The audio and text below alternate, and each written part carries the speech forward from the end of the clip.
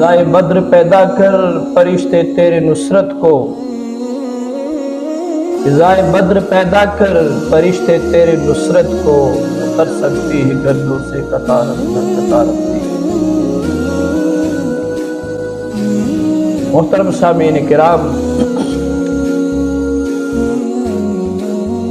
عزیزان گرامی قدر، اس وقت پوری دنیا ایک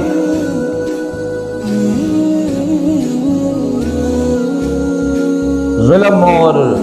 بربریت کے ایک ماحول میں ڈل چکی ہے، اور انسان نے خود ہی اپنی ہٹ درمی، اپنے تکبر، اپنے غرور کی وجہ سے اور اپنی جاگیرداری اور اپنے اقتدار کو باقی مظلوم اقوام پر اور کمزور لوگوں پر مسلط کرنے کے لیے دنیا کو فساد سے بھر دیا ہے۔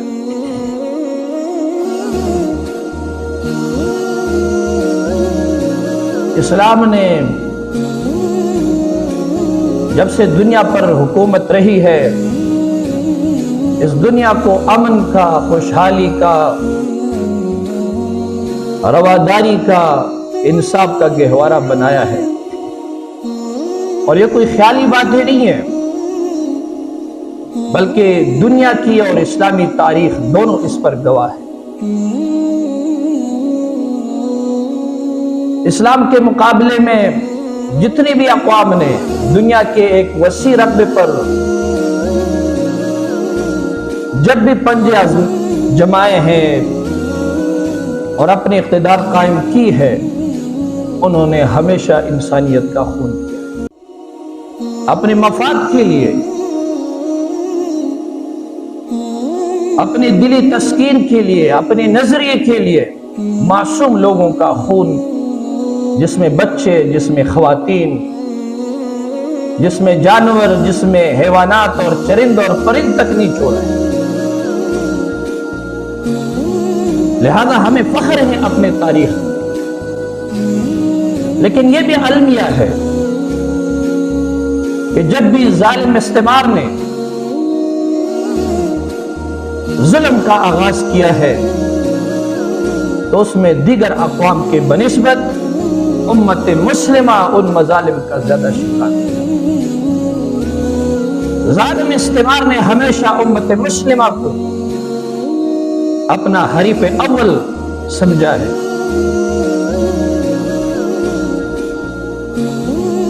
اور آج جو عالم اسلام پر ایک کڑا وقت آ چکا ہے، آزمائش کا دور، آزمانے والا دور،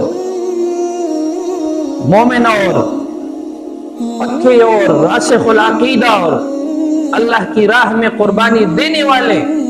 اور سست اور کاہل مومن کے درمیان فرق کرنے والا وقت آ چکا ہے۔ باطل کے سامنے ڈٹنے والے، اللہ کی راہ میں نذرانے جانوں کی نذرانے پیش کرنے والے اور باطل سے دبنے والے، دونوں طرح کے اسلام کے دعوے داروں کا فرق واضح نظر آتا ہے۔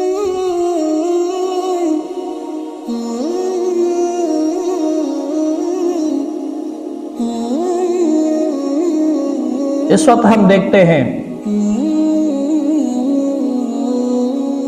کہ چند لاکھ کی آبادی، لیکن ان کی طرح ایمان، ان کی طرح راسخ العقیدہ، ان کی طرح شوق شہادت سے محبت،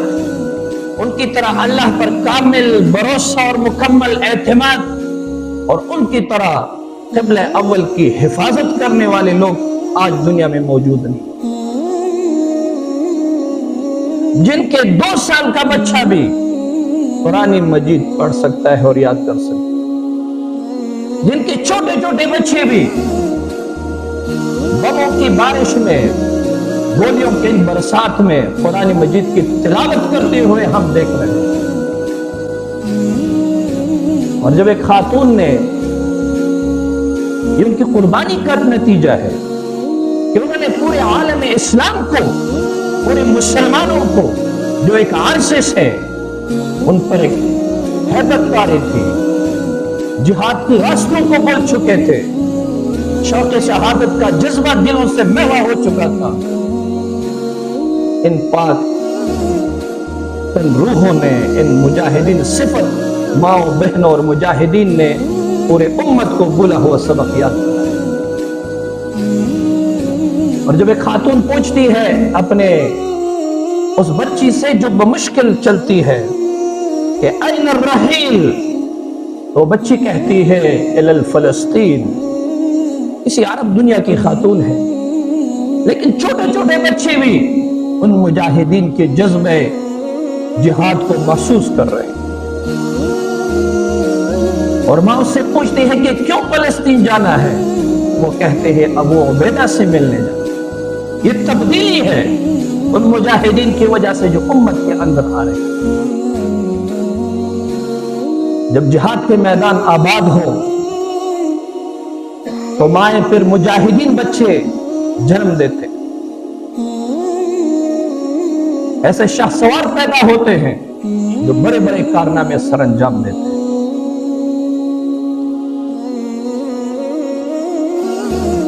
اس صدی میں جہاں بہت سارے معجزے ہوئے، ایک بڑا معجزہ جو میں بار بار بیان کر چکا ہوں، وہ عالمی استعماری ظالم اور دہشت گرد طاقتوں کو، جن کے کئی جتھے تھے درجنوں، افغانستان کے مجاہدین نے ان کو شکست پاس دے کر دنیا میں رسوا اور ذلیل کر دی اور ان کی ہیبت دنیا سے ختم کر دی۔ یہ الگ بات ہے کہ ان کی ہیبت آج بھی امت مسلمہ سے ختم نہیں۔ اسی طرح ان نہتے چند ہزار مجاہدین فلسطین کی وجہ سے، جو صہیونی طاقت جو ناقابل تسخیر سمجھی جاتی تھی،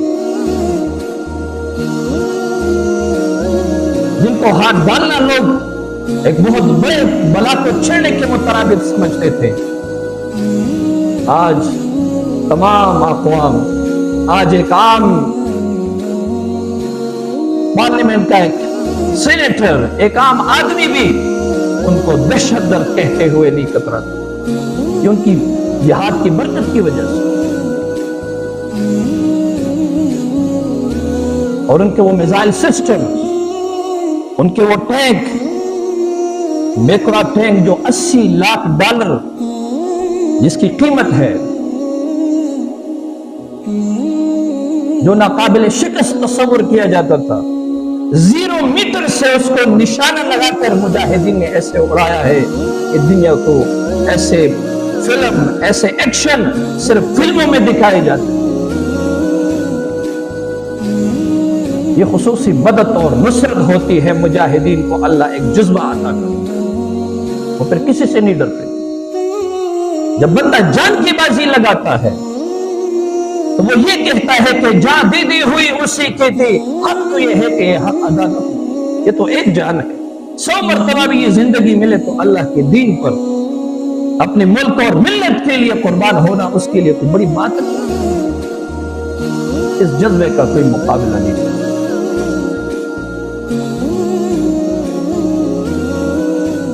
ان سرپرشان وطن کی وجہ سے آج امت دوبارہ جذبہ جہاد اور شوق شہادت سے سرشار ہے، اور ایک بہت عرصے بعد ہم نے ممبر اور محراب پر دوبارہ اس پیغام کو پوری دنیا کی،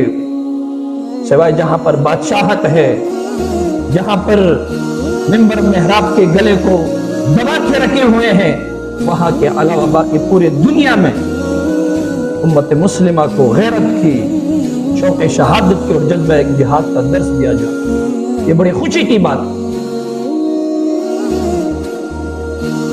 کیونکہ نبی مہربان نے فرمایا تھا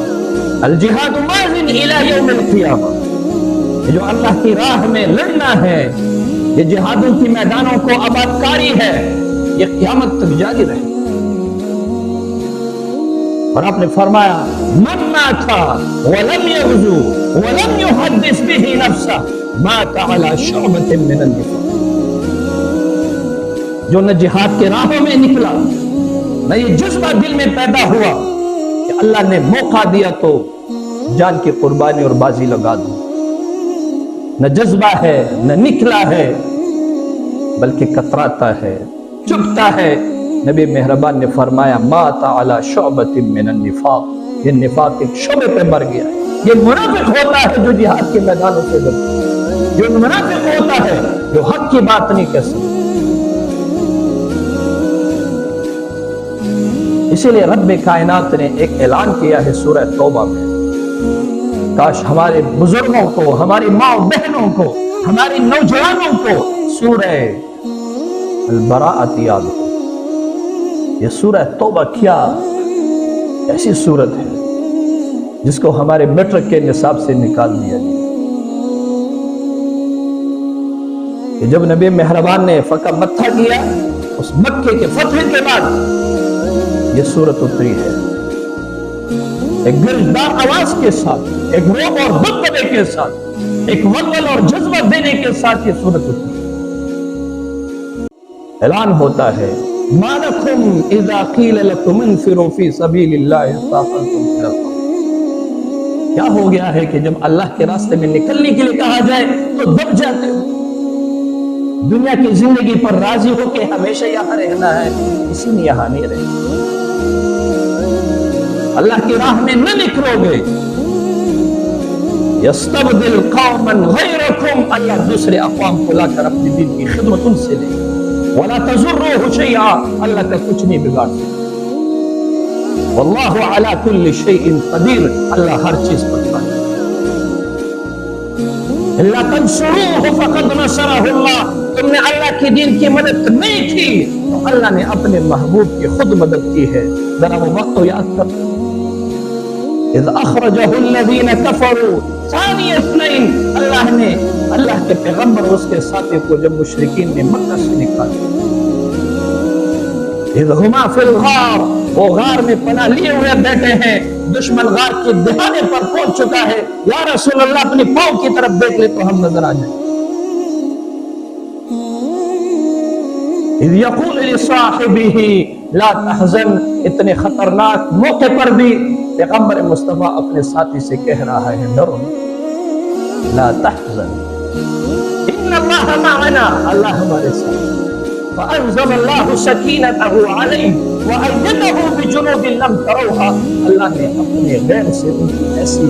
مدد کی کہ عقل حیران رہی۔ یہ سورہ توبہ میں اللہ یہ پیغام دیتا ہے۔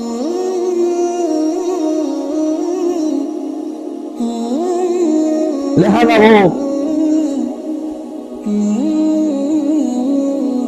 ابو عبیدہ کی بات کر رہا تھا،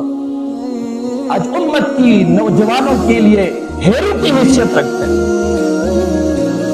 جیسے ہمارے پاکستانی نوجوان بڑے صغیر تھے، اسی کرکٹ میچ کے فائنل کو غور سے دیکھتے ہیں، دکانوں میں بازاروں میں اور جتھا لگاتے ہوئے بیٹھے ہیں۔ آج ابو عبیدہ کے بیان کو ایسے ہی امت کے نوجوان غور سے دیکھتے ہیں کہ یہ نوجوان کیا کہنے والے۔ صلاح الدین ایوبی ہمارے تاریخ کا ایک عظیم کماندار رہا، عظیم جرنیل رہا۔ کسی نے پوچھا حضرت مسکراتے ہوئے کبھی نہیں دیکھا، چہرے پر ہنسی نہیں آئی کبھی؟ کہا ہنستا اس لیے نہیں ہوں کہ کل قیامت کے دن اللہ کے حضور حاضر ہو کر یہ سوال ہوگا کہ صلاح الدین میں نے تو تمہیں بہت قوت دی تھی، تم بڑے بڑے دعوے کرتے تھے اور میرا بابرکت گر قبل اول جو کسی مسلک کا نہیں ہے، تمام عالم اسلام کا ہے، جو کسی فرقے کا نہیں ہے، جو پاکستانیوں کا صرف نہیں ہے، میری جو عربوں کا نہیں ہے، جس کو نبی مہربان نے 17 مہینے نماز پڑھی ہے، جس میں عقائد و جہاں نے تمام انبیاء کی امامت کرائی، یہ قبل اول جہاں پر رخت صبر باندھنا بہت زیادہ فضیلت کا باعث نبی مہربان نے فرمایا۔ وہ دشمن کے لرزے میں تھا اور قبضے میں تھا اور تم ہنس رہے تھے، تم مسکرا رہے تھے، میرے پاس جواب نہیں اللہ کی سے۔ اور پھر جب میدان سجایا گیا، پھر صلاح الدین موجود رہے میدان میں، اور یہ عزم لے کر کہ قبلہ اول کو اب آزاد کرانا ہے۔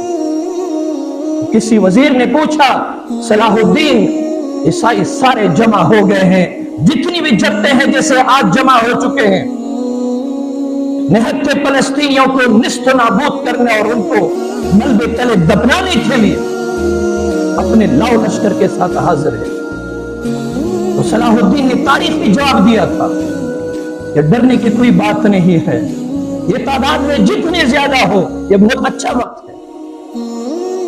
تاکہ ایک ہی بار میں ایک ہی مقام پر سب کو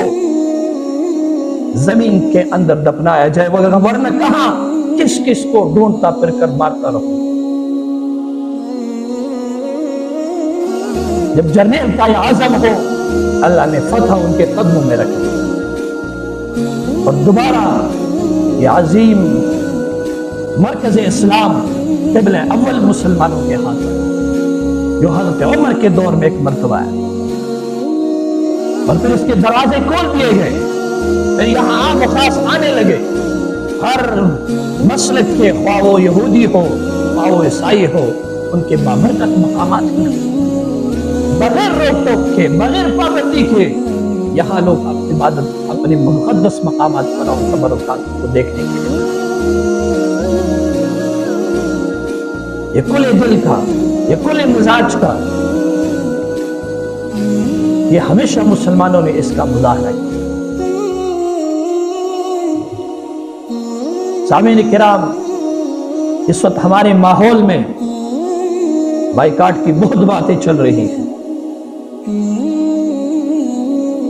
اور اس پر تفصیلی بات ہو سکتی ہے، لیکن وقت ہمارے پاس کم ہوتا ہے۔ ایک ہی لفظ میں اگر اس کو بیان کیا جائے تو وہ یہ ہے کہ آپ اپنے دشمن کو، اگر آپ کے ایک روپیہ سے بھی اس کو نقصان پہنچتا ہے تو اس کو بھی بچا کے اس کو نہ دیکھو کہ نقصان تھوڑا ہے یا زیادہ ہے، اس کو دیکھو کہ میں نے اپنا اتنا حصہ ادا کیا۔ یہ ایک ہی روپیہ آغاز ہے، اس کے بعد آگے بڑھتے ہیں۔ مجھے تحقیق کا موقع تو نہیں ملا کہ جب ابراہیم علیہ السلام کو آگے نمرود میں ڈالا گیا، کہتے ہیں کہ ایک چھوٹا سا پرندہ جو اپنے منہ میں پانی لے کر وہاں پر آگ کے اوپر ڈالتا، تو پوچھا گیا کہ اس سے کیا ہوتا ہے؟ اس نے کہا میرے پانی ڈالنے سے کچھ ہوتا ہو یا نہ ہو، لیکن میری یہ خواہش ہے کہ جب آگ نمرود کی بجھانے کی بات ہو تو میرا نام بھی شامل ہو کہ اس پرندے نے آگے نمرود کو بجھانے کے لیے اپنے صحیح اور کوشش کی۔ افسوس ہوتا ہے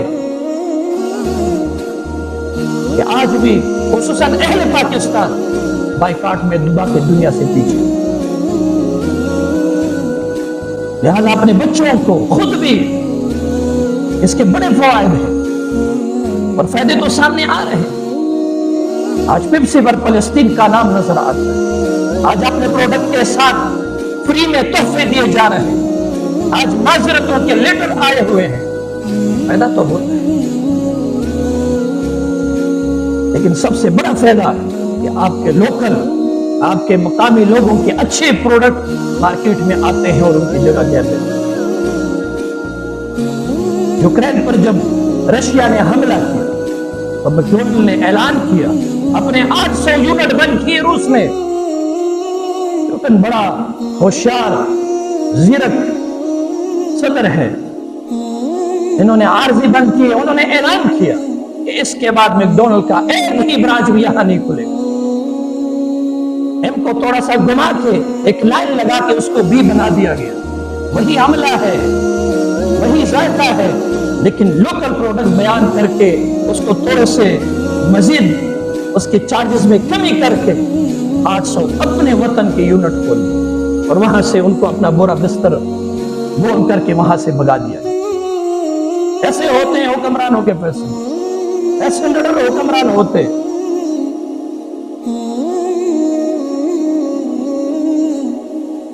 لہذا اس پر بھی ہمیں سوچنا چاہیے۔ مجھے افسوس ہے اس وقت مغرب کی مکروہ اور دوہرے معیار جو ظالموں کے ساتھ کھڑے، جو بے سہارا لوگوں کو نشانہ بنا رہے، جو بچوں کو، جو خواتین کو، جو ہسپتالوں کو، جو اسکولوں کو، جو متاثرین کے کیمپوں کو نشانہ بنا کر یہ پیسے بھی دے رہے ہیں اور یہ اسلحہ بھی دے رہے ہیں، اور یہ کلم کلا ظالم کے ساتھ کھڑے۔ لیکن ہمیں مغربی عوام کو سلام پیش کرنا، جنہوں نے اپنی ہی حکمرانوں کے خلاف تاریخ کے بڑے بڑے مظاہرے کر کے ان کی اس پالیسی کو کنڈم کر دیا، اور وہ امت مسلمہ جن کا کیس مغربی عوام آج لڑ رہے ہیں۔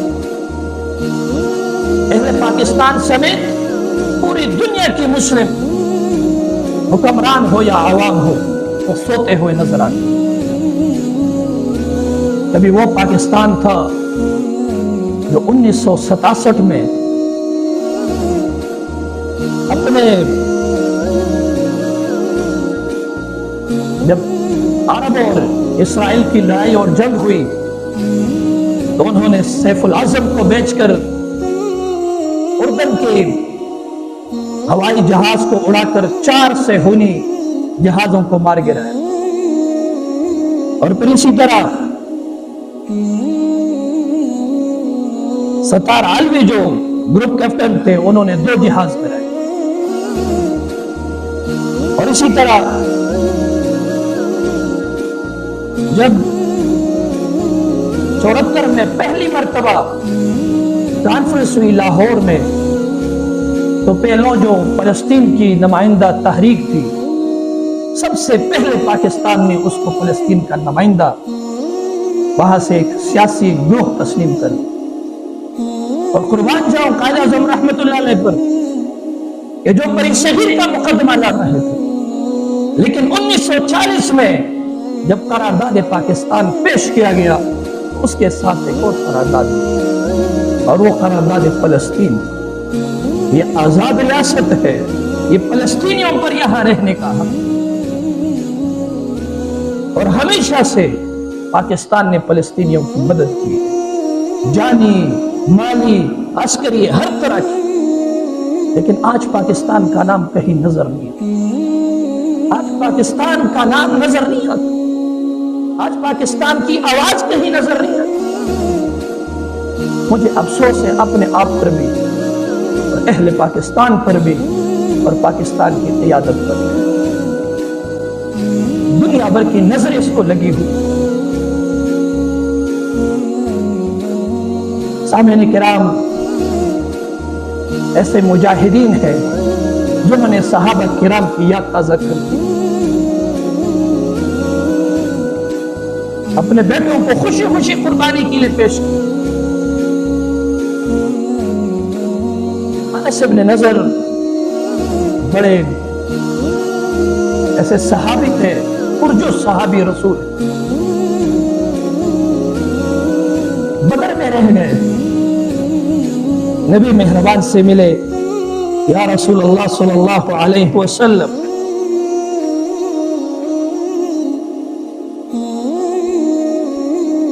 بدر کی لڑائی میں حاضر نہیں ہو سکا، اگر آئندہ موقع ملا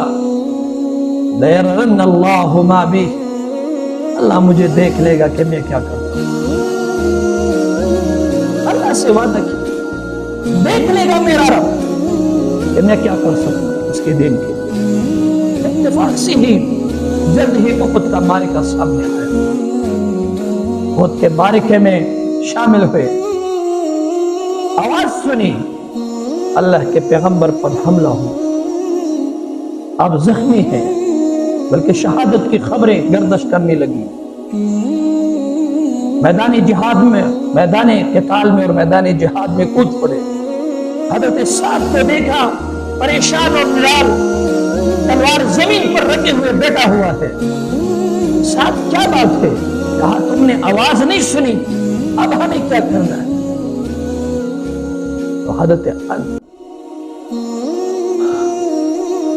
حضرت انس بن نضر نے کہا سعد افسوس ہے، جب اللہ کے پیغمبر نہ رہے تو میرا اور آپ کے رہنے کا کیا سوال اور خود بنتا ہے؟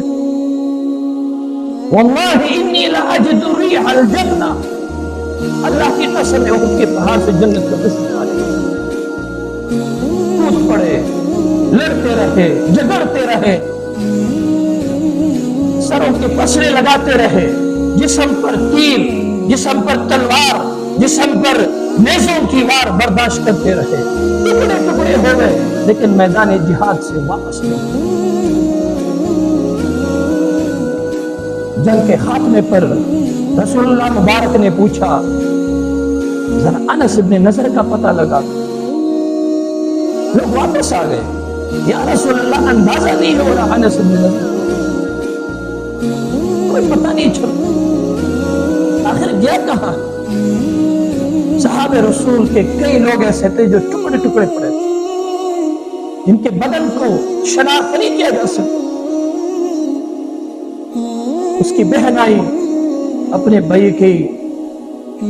لاش کو تلاش کرنے کے لیے، تلاش کرتے کرتے آخر ایک شہید کے جسد مبارک پر رکی اور اس کی انگلیوں کی پوڑیوں سے اندازہ ہوا یہ میری بائی کی۔ اللہ نے آیات میں نازل کی، فَمِنْهُمْ مَنْ قَضَى نَحْبَهُ